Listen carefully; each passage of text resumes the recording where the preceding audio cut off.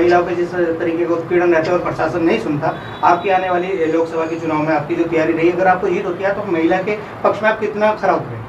अरे मैं खुद एक महिला हूँ, मैं भुक्तभोगी महिला हूँ। मेरे फादर की डेथ हो गई जब मैं 22 साल की थी। मैंने पीड़ा झेली है और मैंने गरीबी झेली है। आज 25 साल मेरा पलायन रहा, आज मेरा रिवर पलायन से पलायन। आज मैं जब हालत देखती हूँ उससे ख़राब हालत है। आज हमारा युवा बेरोजगार परेशान है, कभी इनके झंडे पर नहीं उठा रहे हैं, और या फिर अगर झंडे पर नहीं उठाएगा तो वो नेगी की तरफ पिटेगा। आपने देखा होगा अभी ऋषिकेश में सुरेंद्र सिंह नेगी पिट गया। या तो इनके झंडे पर उठाओ वरना मंत्रियों से मार खाओ। तो ऐसा नहीं होगा इस उत्तराखंड में। उत्तराखंड के युवाओं की आवाज़ हूँ, महिलाओं की आवाज़ हूँ। और महिलाओं के लिए देखिए, एक पुरुष बेरोजगार होता है, एक महिला 6 महिलाएं इफेक्टेड होती हैं। आप अगर एक पुरुष के साथ बेरोजगार हो या उसके साथ कुछ हादसा हो जाता है, उसकी नानी, उसकी दादी, उसकी बुआ, उसकी माँ, उसकी बहन, उसकी बेटी, तो 6 महिलाएं इफेक्टेड होती हैं। तो इसलिए मेरा युवाओं के लिए सबसे पहला मकसद है रोजगारी के ऊपर काम करना। दूसरा, महिलाओं की सुरक्षा, उसके लिए मैं खड़ी हूँ ना। मैं उत्तराखंड की बेटी हूँ। आपसे आगे जो अब तक हो चुका है उत्तराखंड में हो चुका है, जो नेताओं ने कर दिया, अब नहीं होने दूंगी इस उत्तराखंड में। यहाँ से स्टार्ट करूँगी और पूरे प्रदेश में इसकी आवाज़ गूंजेगी। सरकारी स्कूल ने सब बंद कर दिए और मंत्रियों की पार्टनरशिप है सब जगह। कहीं इनके स्कूल है, ये लोग हर साल एडमिशन का फीस लेते हैं। हर साल क्या मतलब है? मैं कह देना चाहती हूँ जितने प्राइवेट स्कूल वाले हैं इन पर शिकंजा कसवाऊंगी मैं। सबसे पहले हरिद्वार में जाऊंगी एक स्कूल में। हर साल एडमिशन फीस का क्या मतलब है? इतनी बच्चों के लोड, एक तो बेरोजगारी इतनी है, और आपने कोरोना की मार से, नोटबंदी से लोगों को बर्बाद कर रखा है, और हर साल एडमिशन फीस लेते हैं, बच्चों के एक्स्ट्रा खर्चे लेते हैं, गेम्स के लेते हैं, कपड़ों के लेते हैं, हर साल करिकुलम चेंज कर देते हैं। ये गलत बात है। हर साल सब्जेक्ट चेंज नहीं होनी चाहिए, हर साल किताबें चेंज नहीं होनी चाहिए। तो ये सब इससे गरीब जनता पर बोझ पड़ता है। और मैं चाहती हूँ धामी सरकार प्राइवेट स्कूलों को शिकंजा कसे, वरना बंद कर दे स्कूलों को। आप हो चुकी है जगह जगह, ये भोपाल समझ गया शुरुआत हो चुकी है। क्या मानते हैं इधर में हरिद्वार एक ऐसा जगह है कि जहाँ कई संप्रदाय के लोग यहाँ पर रहते हैं, तो क्या सोच के आप आइए? देखिए, हरिद्वार लोकसभा सबसे बड़ी लोकसभा है और यहाँ पर सभी संप्रदाय के लोग हैं। मैंने आपको बताया कि न तो मैं भाजपा से हूँ न कांग्रेस से। मैं हिंदू मुसलमान की राजनीति तो करती नहीं, और मैं पहाड़ की बेटी हूँ, उत्तराखंड की बेटी हूँ बेसिकली, और पहाड़ों से आई हूँ। मगर मेरे यहाँ प्लेन और पहाड़ की जो खाई नेताओं ने बना रखी है उसको ख़त्म करने आई हूँ मैं यहाँ पर।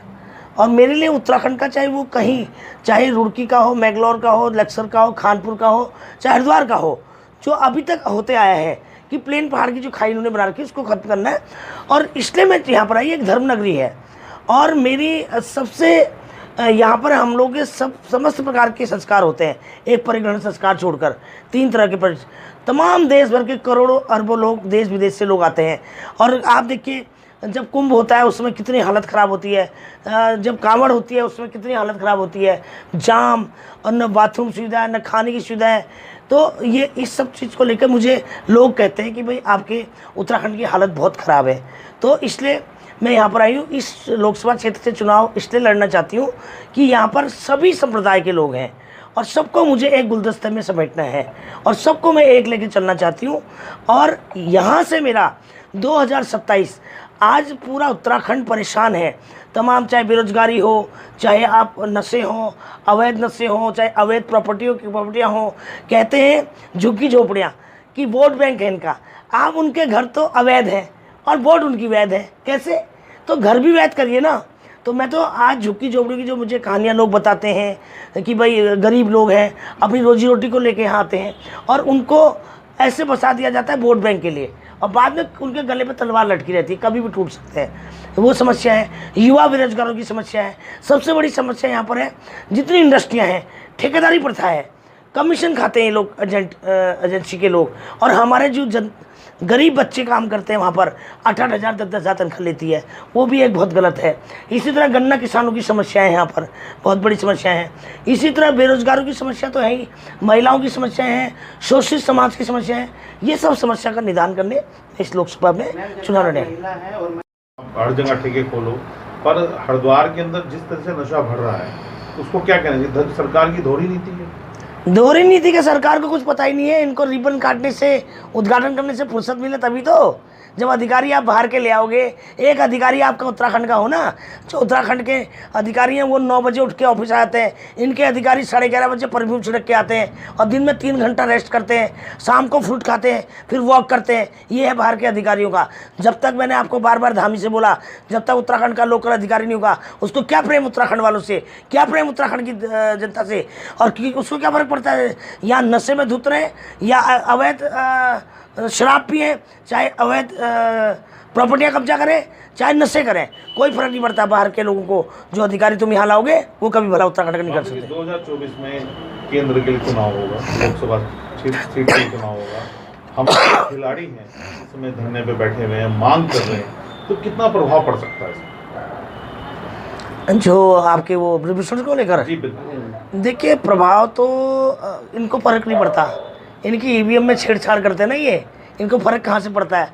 पूरा इससे बड़ा तो धरना किसानों का था, क्या हुआ, पूरी वोट बैंक ले आए, कैसे जीत गए लोग। यूपी में इतना बड़ा मार दिए किसानों को, तो कोई फर्क पड़ा। जब तक ईवीएम में ये छेड़छाड़ रहेगी तब तक ये जीतते रहेंगे। और इस बार लोकसभा में कह देना चाहती हूँ भाजपा के शीर्ष नेताओं को, और मोदी जी से भी कह देना चाहती हूँ कि बाबा केदार की बेटी हूँ, बाबा केदार कसम, अगर आपने हरिद्वार में ईवीएम में छेड़छाड़ करी तो आप सब जगह से हार जाओगे। इस सीट को छोड़ के बाकी कुछ कहीं भी कुछ करो, यहाँ पर ईवीएम सेटिंग मत करना, बता देना चाहती हूँ। बाकी आप तो आपकी मर्जी, कहीं ये सीट मेरी है और मैं जीत रही हूँ इस सीट को। शिक्षा विभाग में कहीं ना कहीं पेरेंट्स बहुत परेशान हैं।